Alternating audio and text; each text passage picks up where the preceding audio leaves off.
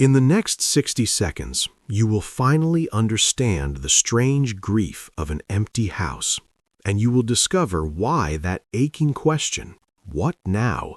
is not a sign of an ending, but the most important beginning of your life. The house is quiet, too quiet. You walk into your child's old room. It is clean, it is neat, it is peaceful, and the silence is deafening. You are supposed to feel proud, and you are, but underneath that pride there is something else, a strange ache, a quiet grief that feels confusing and maybe even a little selfish, a feeling you cannot quite name. If this sounds familiar, you are not alone, and you are not ungrateful. You are standing at one of the most sacred and misunderstood thresholds of a woman's life. Society calls this empty nest syndrome, a tidy, clinical phrase for a feeling that is anything but. But Carl Jung did not see it as a syndrome. He saw it as the collapse of a persona, the necessary, painful, and sacred end of one of the most important roles you have ever played. This is not a video about how to miss your children less. This is a video about how to finally meet yourself in the quiet, spacious, and terrifying freedom they have left behind. It is a guide to answering that one monumental question: what now? Let us begin this new chapter together. So you stand in the quiet room. You feel the strange grief, a feeling that seems to contradict the very moment. Your children are launched. They are independent. This is the victory you have worked towards for decades. So why does it feel so much like a loss? Why this profound ache in the space where pride is supposed to live? To understand this strange grief, we must look beyond the sadness of missing someone. We must look at the anatomy of a role's death. Let's imagine a woman named Diane. She is 58. Her life has been a masterpiece of caregiving. She was the CEO of her family, the scheduler, the chef, the nurse, the confidant. Her days were a whirlwind of purpose defined by the needs of others. Her home was a bustling, vibrant ecosystem that she managed with love and skill.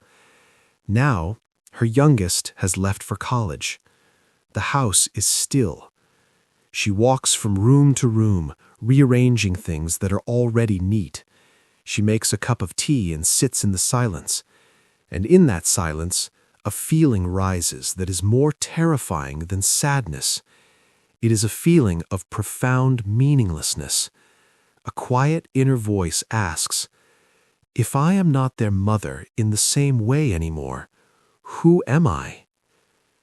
If Diane's story echoes in the quiet hallways of your own home, it is because you are not just grieving a person's absence, you are grieving a version of yourself. This is the first concept from Carl Jung we must understand. He called it the collapse of a persona. The persona is the social mask we wear, the role we play for the world. And for many women, the most powerful, all-encompassing, and deeply lived persona is that of the mother. It is not just a job, it is a core identity. It is a suit of armor you have worn into battle every day for 20 or 30 years. It shaped your schedule, your friendships, your very sense of self. But what happens to a warrior when the war is over? The armor that once gave you purpose and protection now feels heavy and hollow. The role that once defined you has now receded. It has not died completely, but its daily urgent function has ended. The strange grief you feel is the funeral for that persona. It is a necessary and sacred letting go of the woman you were so that the woman you are to become has space to be born. You are not just missing your children, you are missing the woman you were when they needed you every day. And it is okay to grieve her. She was magnificent. But it is not just an absence you are feeling. It is also a presence, a powerful, chaotic, and unchanneled presence. This is the second, deeper layer of empty nest grief. Jung had a concept called libido, and it is crucial to understand he did not just mean sexual energy. He meant life energy, your vitality, your creative fire, your drive, your power to make things happen. I want you to imagine a great river.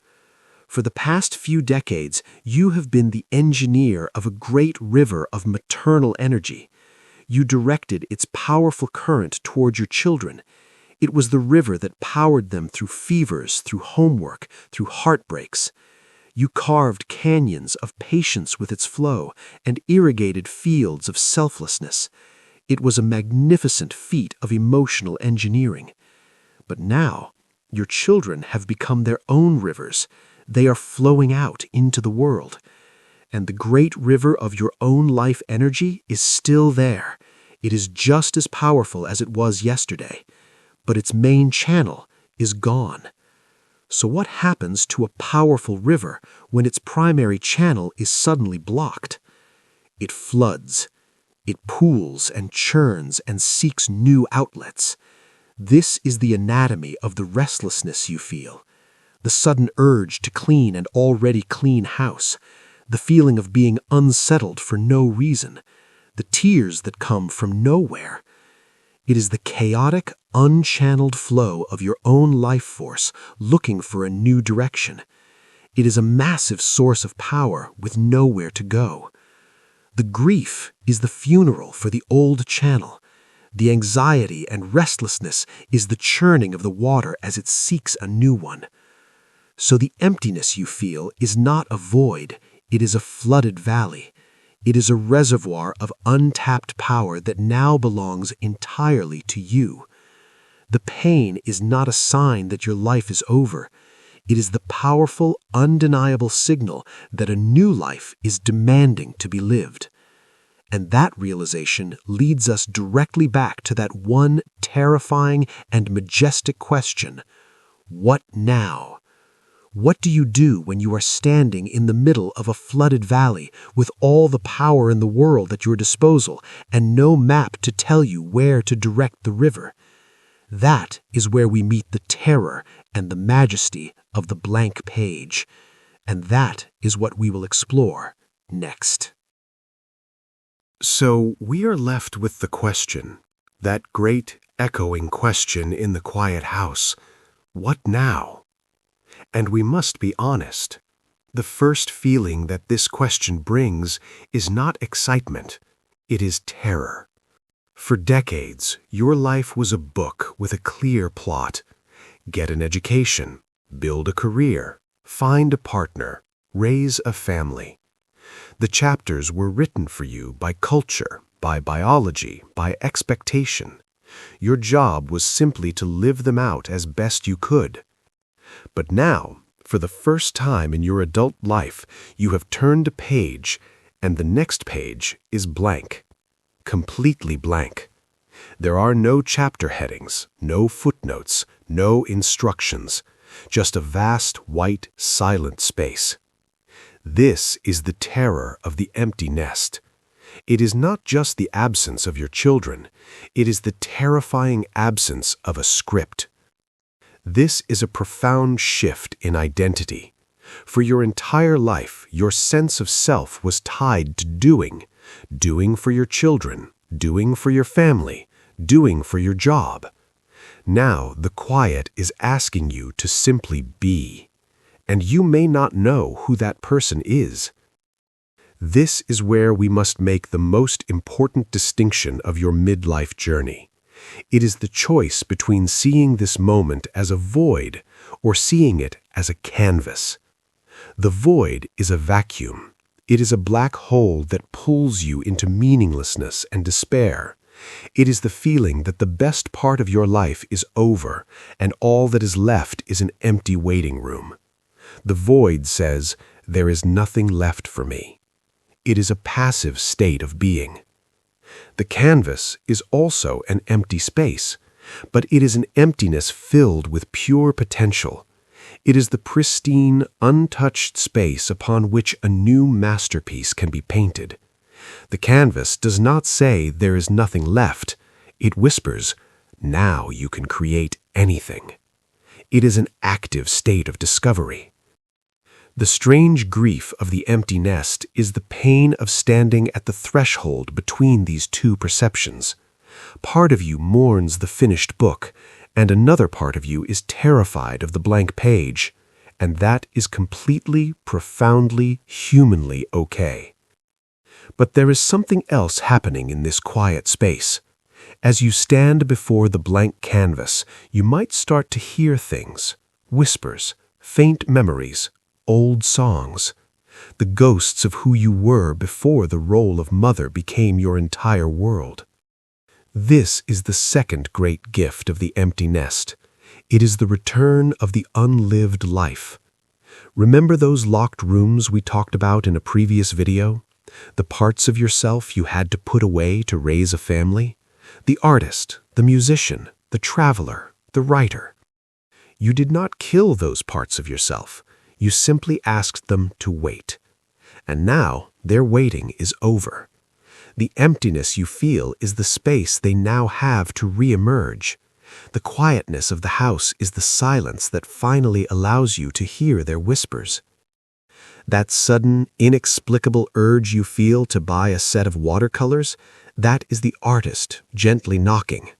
That pang you feel when you see a documentary about Italy, that is the traveler reminding you of an old promise.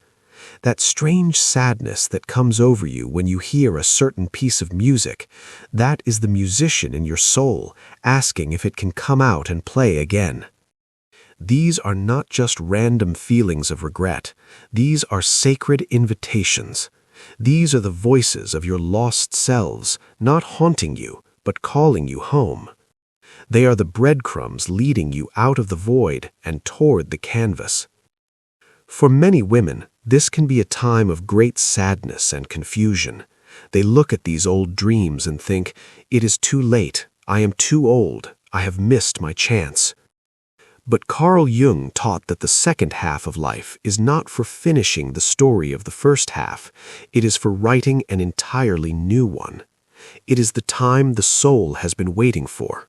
The time when you are no longer building a life for others, but are finally free to create a life for yourself, a life that has room for all of you. The terror and majesty of the blank page is that you are now the author. You hold the pen. The story is not over. The most interesting, authentic, and deeply personal chapter is just about to be written. But how do you begin the first word, the first stroke of color on that vast, intimidating canvas?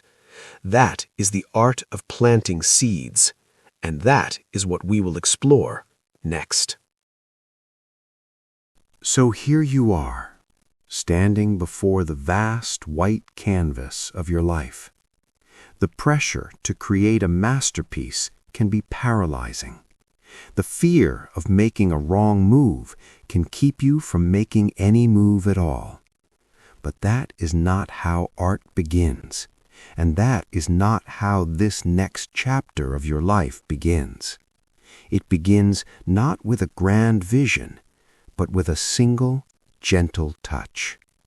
Here are 3 invitations, 3 ways to begin planting seeds in this newly fallow ground. The first invitation is to hold a proper funeral. You cannot fully step into a new chapter until you have lovingly closed the last one. The persona of the mother was a magnificent, powerful, and central part of your identity, and now its role has fundamentally changed. It deserves to be honored and grieved. This is a quiet, private ritual. Find a time when you are alone and write a letter. Write a letter to the woman you were for the last 20 or 30 years. The woman who packed the lunches, who drove to soccer practice, who stayed up late with a sick child. Thank her. Thank her for her strength, her sacrifice, her boundless love. Acknowledge how tired she was. Acknowledge all the parts of herself she put on hold for the sake of her family. See her, honor her, and then, with all the love and respect in your heart, say goodbye. You can burn the letter, you can bury it, you can keep it. The act itself is what matters. It is a sacred act of closure. It gives you permission to let go of an old identity so that a new one has the space to emerge.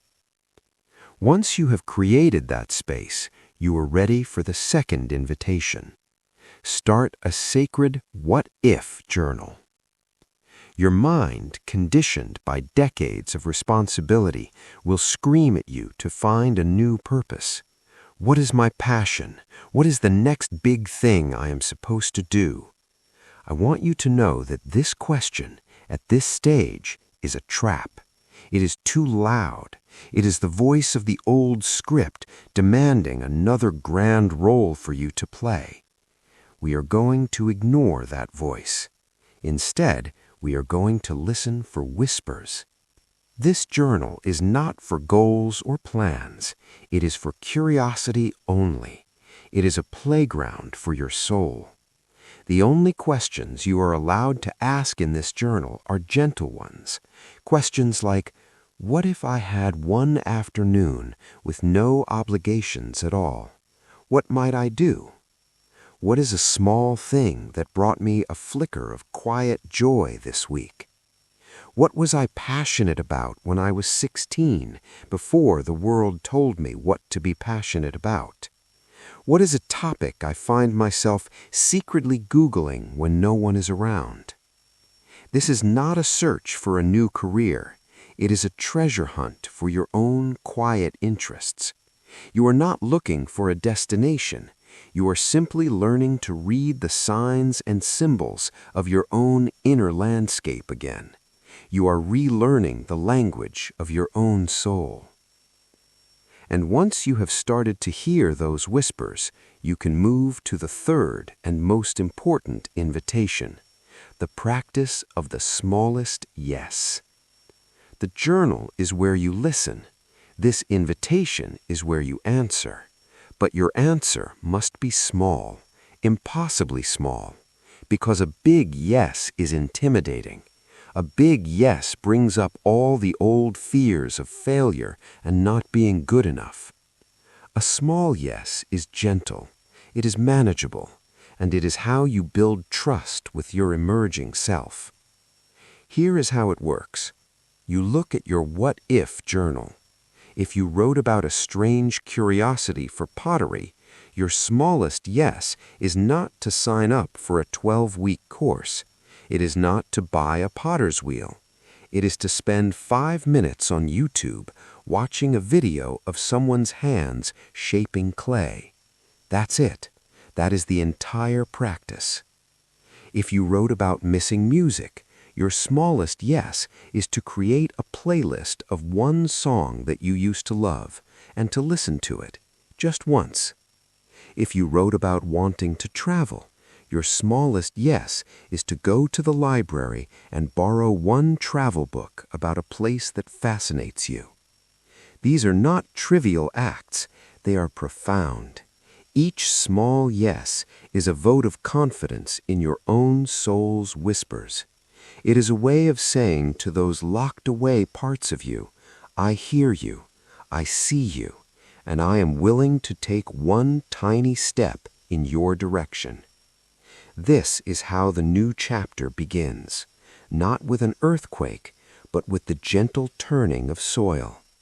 Not with a finished masterpiece, but with a single tentative brushstroke. You are not trying to fill the emptiness. You are simply planting one small seed, and then another, and then another, and waiting with gentle curiosity to see what begins to grow. We have traveled far together today, from the deafening silence of an empty room to the fertile ground of a new beginning. We have learned that the strange grief of the empty nest is not the end of your story. It is the end of a single beautiful chapter, and the author is finally you. The first half of life is often about becoming a partner, a professional, a mother. The second half of life is about unbecoming everything that is not truly you, so that the person you were always meant to be can finally come home to herself. This journey is not about filling the emptiness. It is about having the courage to inhabit it, to listen to its whispers, to follow its breadcrumbs of curiosity. The goal is not to find a new role that is as all-consuming as the last. The goal is to build a life that is so rich with your own essence that no single role can ever define you again.